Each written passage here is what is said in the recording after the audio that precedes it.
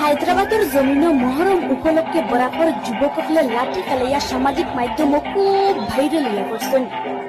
হাইলাকান্দির যুবকসকলে একবারে নিজের বাড়ির লাগান লাঠি খেলানির পাশাপাশি সবে মিলিয়া লাঠি খেলা উপভোগ করছেন। মাত্তম আওয়ার বাদে বিশেষ করিয়া হাইলাকান্দিত খুব বেশি উৎসাহ উদ্দীপনার মাঝেদি মহরম পালন করা হয়। তবে এবার হাইলাকান্দির যুবকসকলে হায়দ্রাবাদের হাইটেক সিটি সিদ্দিকনগর লাঠি খেলাইয়া সবর মন জয় করছেন। জানা গেছে হাইলাকান্দির হাটলিছড়া দিনাজপুরের যুবকসকলে মিলিয়া লাঠি খেলাইয়া আশপাশর প্রবাসী ভাইসকলরে একবারে বাড়ির টাকার লাগান অনুভব করাইছেন।